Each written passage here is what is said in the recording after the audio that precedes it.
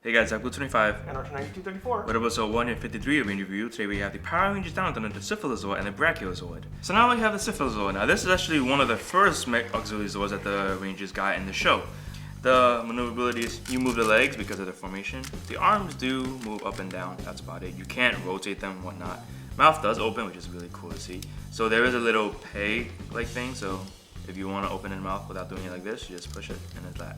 The interesting mode about this thing is that it has wheels. What you do is that you just hop up the little wheel on the back, pull the little hands back, then the locking mechanism, you just pull it back until it locks, open it up. Then when you roll it, it has that feature of just punching, just like it when you attach it to either the Albareno or the Killer O. It doesn't really matter which one you do because you can still activate the feature like that. So now we have the Brachiosaurs. This is Tommy's first Zord. Now he doesn't really do much in the show. All he does was he was a carrier Zord, just like how Titanus was, and also Tor and all other field carrier Zords. Now what's interesting about this thing is that these things actually include the miniature versions of all the dinosaurs in the Zord. You have the Metroid, the Ankylo, the T-Rex, the Pterosaur, and the Parasaur and the Cephalo Zord. Each of them are corresponding colors to what they were. So the Metroid is blue, red, and whatnot. The doors, all the doors do open. So you put one in, like the Pterosaur will be in the back inside right here. And then on the other side, you would put the T-Rex in. And then on this side, you would put whichever one you wanted to. You could just put the Metroid in and whatnot, and it'll just close. Then of course on the top, when you open it up, you could put the other ones in, like the Tricera, the Parasaur, the Ankylo, and whatnot. Now the interesting feature about this is that, just like in a show, you actually can have the Brachiosaurs head all the way down. The head has articulation, but it always goes down. Just like in the show when you saw when the Triceratops was come down, he would come down from the ramp of the Brachiosaur. Now the Brachiosaur doesn't really do much, like I said before. It has, the legs are just stuck on there. They don't do anything. But the interesting part is that they all have wheels inside, so you can just, move it around and whatnot. You move it around back and forth and whatnot, so you won't scratch any of the detailed paint on it and whatnot. Now this also comes with a special missiles. You can store the missiles on both doors. It comes with 4, and you basically simply just load it up. And then on the back of the neck right here, there's a little black button. It fires. The only downsides I have about this thing is that while it doesn't really do much, another bad part is that the T-Rex. The T-Rex is the only one that moves the most. And since that is so fragile, you can actually make it fall off. So you have to put it in a specific spot like this. And if you like put it like open or you try to make it stand up, you can fall off.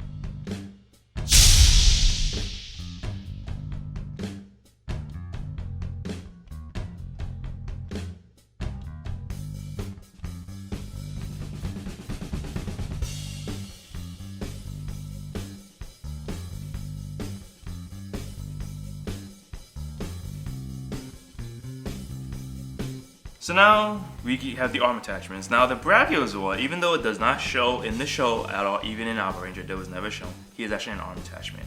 All it really much does is that his head becomes the the arm, and you can just do this. You can do the missile feature if you want in this mode, but it's really kind of awkward. But you can like readjust him if you want to still fire it.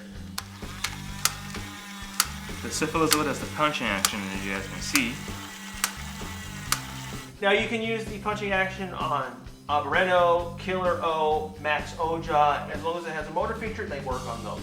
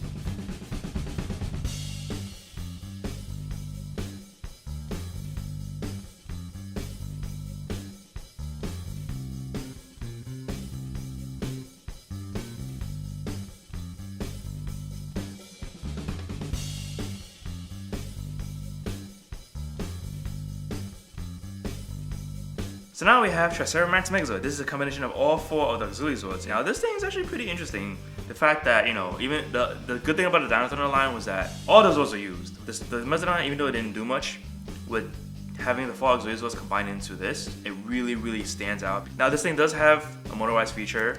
What you do is that when you turn on the back switch,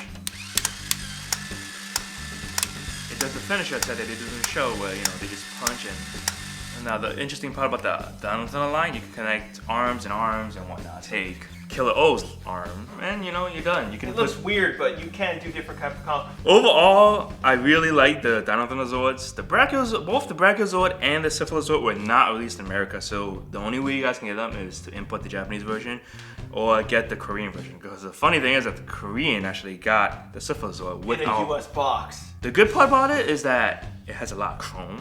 It looks pretty big in a box, but it's actually not that big, and it's kind of sad to see.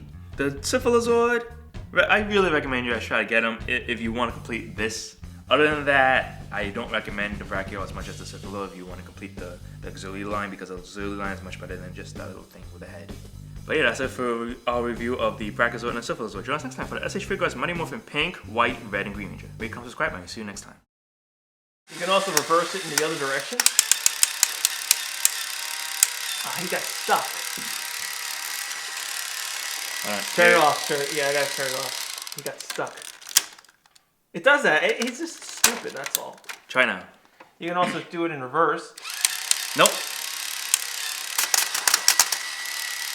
He loves getting stuck. Overall, the finishing... That's good. True. That's good. True. Okay, that was random. Yeah. Diva Talks. Yeah. What? It's just funny seeing that dumb episode where she did that. Yeah. I just remember that. And she's on Twitter now, so you know. She followed me. Okay. So go follow Diva Talks. But here's the interesting part about the Brachiosaur. There was actually a prototype of a Brachiosaur that was able to store the deluxe Zords. This thing does not store any of the deluxe Zords. That's why the small miniature figures are there, because this is for the small. This is not meant for the giant Zords. You actually cannot fit any of the giant Zords in because none fit. Pterodactyl would fit on the top. That would be pretty much it. You can't fit her here. T-Rex, of course. No, none of them would fit at all. There was prototypes of Cephalo being released, but for some reason Bandai never released it. There was unknown reason why they didn't release it, and it's also weird because this is Tommy's Zord. We kind of repeated the exact same thing happened with the Gold Power Morpher. Why was it released when Tommy was popular? Who knows?